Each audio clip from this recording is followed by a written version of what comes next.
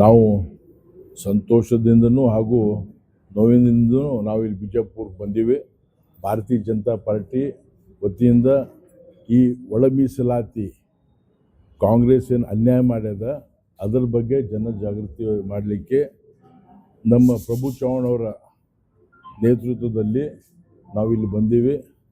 ನಿಮಗೆಲ್ಲ ಗೊತ್ತಿದೆ, internal reservation ಒಳ ಮೀಸಲಾತಿ ಒಂದು ಗೊಂದಲದ ಗೂಡಾಗಿದೆ. ಇವತ್ತು ಯಾವ ಸಮುದಾಯದವರು ಕೂಡ ಖುಷಿ ಇಲ್ಲ. ಇವತ್ತು ನಮ್ಮ ಹಿಂದೆ ಬಸವರಾಜ ಬೊಮ್ಮಾಯಿ ಅವರು 15% 17% SC ಅವರಿಗೆ ಮಾಡಿ ಇವತ್ತು ನಮ್ಮ ಬಂಜಾರ ಸಮುದಾಯಕ್ಕೆ 4.5% ಕೇವಲ 4 ಜಾತಿ ಕೊಟ್ಟಿದ್ರು. ಬಂಜಾರ ಬೋಯಿ ಕೊರ್ಚ. ಇವತ್ತು ಇದೇ ಕಾಂಗ್ರೆಸ್ ಸರ್ಕಾರ, ಹಿಂದಿನ ಸಿದ್ದರಾಮಯ್ಯ ಅವ್ರ ಸರ್ಕಾರ ಇದನ್ನು ಚೇಂಜ್ ಮಾಡಿ ನಮಗೆ ಅನ್ಯಾಯ ಆಗಿದೆ, ಅದರ ಬಗ್ಗೆ ನಾವು ಮಾತಾಡ್ತಾ ಇದ್ವಿ. ನಿಮಗೆಲ್ಲರಿಗೂ ಗೊತ್ತಿದೆ, ಒಳ ಮೀಸಲಾತಿ ಭಾಳ ದಿವಸದಿಂದ ಇದರ ಬಗ್ಗೆ ಭಾಳಷ್ಟು ಜನರು ಸದಾಶಿವ ಆಯೋಗ ವಿರುದ್ಧ ನಾವು ಹೋರಾಟ ಮಾಡಿದ್ದೀವಿ. ಸದಾಶಿವ ಆಯೋಗ ಅದರಲ್ಲೂ ಬಹಳಷ್ಟು ಕನ್ಫ್ಯೂಷನ್ಗಳಿದ್ದು ಅದರ ವಿರುದ್ಧ ಹೋರಾಟ ಮಾಡೀವಿ. 2018 ಇಸ್ವಿಯಲ್ಲಿ ನಮ್ಮದೇನು ಎಲೆಕ್ಷನ್ ಕರ್ನಾಟಕದಲ್ಲಿ ಅಸೆಂಬ್ಲಿ ಎಲೆಕ್ಷನಲ್ಲಿ ಕಾಂಗ್ರೆಸ್ ಪಾರ್ಟಿಯವರು JDSದವರು ಒಳ ಮೀಸಲಾತಿ ಕೊಡ್ತೀವಿ ಅಂಥೇಳಿ ತಮ್ಮ ಪ್ರಣಾಳಿಕೆಯಲ್ಲಿ ಕೊಟ್ಟಿದ್ದರು ಆಶ್ವಾಸನೆ. 2018 ಬೆಳಗಾವಿ ಅಸೆಂಬ್ಲಿಯಲ್ಲಿ ಕೂಡ ಬಹಿರಂಗವಾಗಿ ಕುಮಾರಸ್ವಾಮಿ ಅವರು ಮಾತಾಡಿದ್ರು, ಕಾಂಗ್ರೆಸ್ ಅವರು ಮಾತಾಡಿದ್ರು, ನಾವು ಒಳ ಮೀಸಲಾತಿ ಕೊಡಲಿಕ್ಕೆ ಬದ್ಧ ಇದ್ದೀವಿ ಅಂಥೇಳಿ. ಅದು ಆದಮೇಲೆ ಈ ವಿಷಯ ಪೆಂಡಿಂಗ್ ಉಳಿತು. ಬಸವರಾಜ ಬೊಮ್ಮಾಯಿ ಅವರು ಮುಖ್ಯಮಂತ್ರಿ ಆದಮೇಲೆ ಒಳ ಮೀಸಲಾತಿ ಕೊಡಬೇಕು, ಯಾರಿಗೆ ಅನ್ಯಾಯ ಆಗಬಾರ್ದು ಅಂಥೇಳಿ ಮಾಧವಸ್ವಾಮಿಯವರು ಕ್ಯಾಬಿನೆಟ್ ಸಬ್ ಕಮಿಟಿ ಮಾಡಿದ್ರು. ಆ ಕ್ಯಾಬಿನೆಟ್ ಸಬ್ ಕಮಿಟಿಯಲ್ಲಿ ಪ್ರಭು ಚವ್ಹಾಣ್ ಅವರು ಕೂಡ ಒಬ್ಬರು ಸದಸ್ಯರಾಗಿದ್ದರು. ಇವತ್ತು ಮಾಧವಸ್ವಾಮಿ ಅವ್ರ ಕಮಿಟಿಯಲ್ಲಿ ಸೈಂಟಿಫಿಕ್ ಆಗಿ ಅವ್ರ ತರಾತುರಿಯಲ್ಲಿ ಏನು ನಿರ್ಣಯ ತಗೊಂಡಿಲ್ಲ.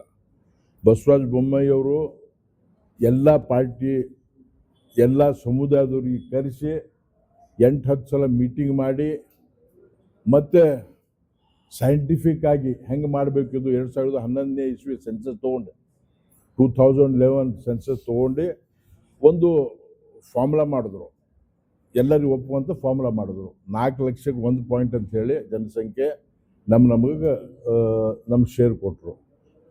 15% 17% SCಗಳಿಗೆ, ಅದರಲ್ಲಿ ರೈಟ್ ಕಮ್ಯುನಿಟಿಗೆ, ಲೆಫ್ಟ್ ಕಮ್ಯುನಿಟಿಗೆ 6, ರೈಟ್ ಕಮ್ಯುನಿಟಿಗೆ 5.5, ಬಂಜಾರ ಬೋಯಿ ಕೊರ್ಚ ಕುರುಮ ಅವರಿಗೆ 4.5 ಮತ್ತು ಅಲೆಮಾರಿಗಳಿಗೆ 1%, ಟೋಟಲ್ 17%. ನಮ್ಮ ಸಮುದಾಯಕ್ಕೆ 15 17 ಮಾಡಿ 1.5% ನಮ್ಮ ಸಮುದಾಯಕ್ಕೆ ಕೊಟ್ಟರು. ಮತ್ತು ಅದರಲ್ಲಿ ಕ್ಲಾಸಿಫಿಕೇಶನ್ ಮಾಡುವಲ್ಲಿ ಕೂಡ ನಮ್ಮ ಸಮುದಾಯಕ್ಕೆ ಉದ್ದೇಶಪೂರ್ವಕವಾಗಿ ಹಿಂದೇನು ಅನ್ಯಾಯ ಮಾಡಿದ್ರು, ಟಚಬಲ್ ಅನ್ಟಚಬಲ್ ಅಂಥೇಳಿ ಕಾನ್ಸ್ಟಿಟ್ಯೂಷನಲ್ಲಿ ಇಲ್ಲ, ಅದು ಸದಾಶಿವ ಆಯೋಗದಲ್ಲಿ ಹಾಕಿ ನಮಗೆ ಅನ್ಯಾಯ ಮಾಡಿದ್ರು. ಅದನ್ನು ನಮ್ಮ ಬಸವರಾಜ ಬೊಮ್ಮಾಯಿ ಅವರು ಸರಿಪಡಿಸಿ ಟಚಬಲ್ ಅನ್ಟಚಬಲ್ ಕ್ಯಾಟಗರಿ ತೆಗೆದು ಗ್ರೂಪ್ 1, 2, 3, 4 ಮಾಡಿದ್ರು. ಆಮೇಲೆ ಮಹತ್ವದ ಇವತ್ತು ಎಲ್ಲ ನಾಯಕರಿಗೆ, ಇಲ್ಲೆಲ್ಲ ಪ್ರಮುಖ ನಾಯಕರು ನೀವೆಲ್ಲ ಇದ್ದೀರಿ.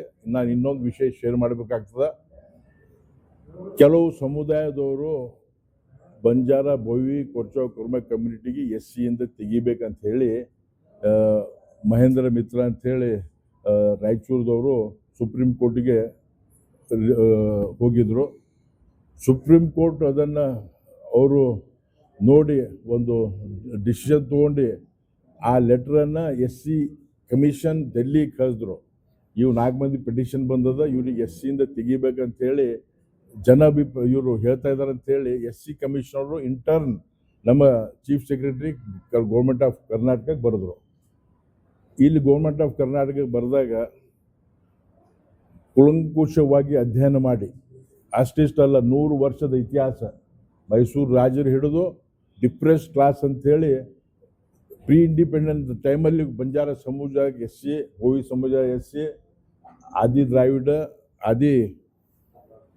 ಆದಿ ಕರ್ನಾಟಕ 6 ಸಮುದಾಯಗಳನ್ನು SCಯಲ್ಲಿ ಹಾಕಿ ಅದನ್ನು ಡೆಲ್ಲಿ ಕಳಿಸಿ ಅಪ್ರೂವಲ್ ತೊಗೊಂಡಿದ್ರು. ಇವೆಲ್ಲ ಈಗ SC ಸಮುದಾಯಕ್ಕೆ ಇವೆಲ್ಲ ಸ್ಟಡಿ ಮಾಡಿ ಹಿಂದೆ ಯಾರೂ ಧೈರ್ಯ ಮಾಡಿರಲಿಲ್ಲ. ಯಾವ ಸರ್ಕಾರ, ಕಾಂಗ್ರೆಸ್ ಸರ್ಕಾರ ಏನಿತ್ತಂದ್ರೆ, ಕಾಂಗ್ರೆಸ್ ಸರ್ಕಾರದ ಉದ್ದೇಶ ಒಂದೇ ಅಂದ್ರೆ ಈ ಸಮುದಾಯಗಳು ಗೊಂದಲದಲ್ಲಿರಬೇಕು, ಟೆನ್ಷನ್ನಲ್ಲಿರಬೇಕು, ದಿನ ಟೆನ್ಷನ್ ಜೀವನ ನಡೆಸಬೇಕಂತೇಳಿ ಆ ಸದಾಶಿವ ಆಯೋಗ ಬಗ್ಗೆ ಯಾವುದು ನಿರ್ಣಯ ತೊಗೊಂಡಿರಲಿಲ್ಲ. ನಮ್ಮ ಸಮುದಾಯದ ಮೇಲೆ ತೂಗುಗತಿಯಾಗಿತ್ತು. ಪ್ರತಿಯೊಬ್ಬರಿಗೆ ಇದು ಟೆನ್ಷನ್ ಇತ್ತು. ನಾವು ಕೂಡ 10-15 ವರ್ಷದಿಂದ ಹೋರಾಟ ಮಾಡಿದ್ದೀವಿ.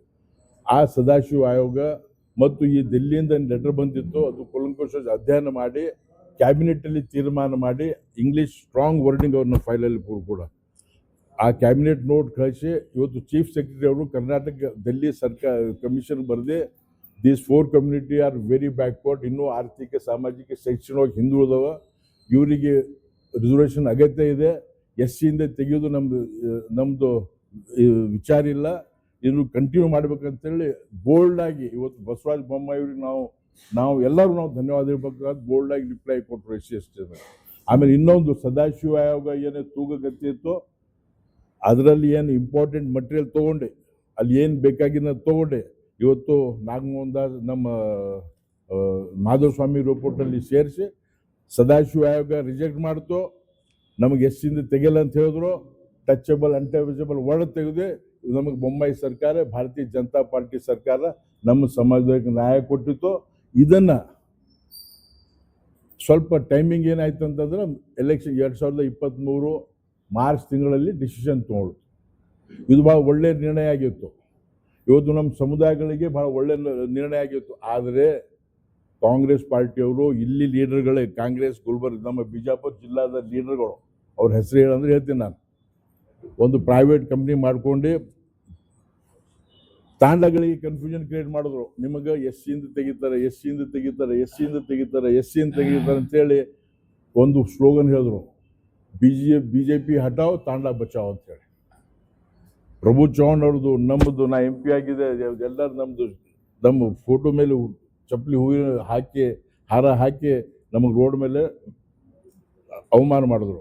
ಪ್ರಜಾಪ್ರಭುತ್ವ ನಾವು ಎಕ್ಸೆಪ್ಟ್ ಮಾಡ್ತೀವಿ, ಯಾಕಂದ್ರೆ ಎಲೆಕ್ಷನ್ ಪೀರಿಯಡಲ್ಲಿ ನಮ್ಮ ಕೆಲಸದಲ್ಲಿ ನಾವು ಬ್ಯುಸಿ ಇದ್ದೀವಿ. ಇಂಥ ದೊಡ್ಡ ಕನ್ಫ್ಯೂಷನ್ ಕ್ರಿಯೇಟ್ ಮಾಡಿ ಇವತ್ತು ಕಾಂಗ್ರೆಸ್ ಸರ್ಕಾರ ಇಲ್ಲಿ ಬರಬೇಕಂತಂದ್ರೆ ನಮ್ಮ ಬಂಜಾರ ಸಮುದಾಯದವರು ಭಾಳಷ್ಟು ಜನ ಇವತ್ತು ಕಾಂಗ್ರೆಸ್ಗೆ ವೋಟ್ ಹಾಕಿದ್ರು. ಅವಾಗ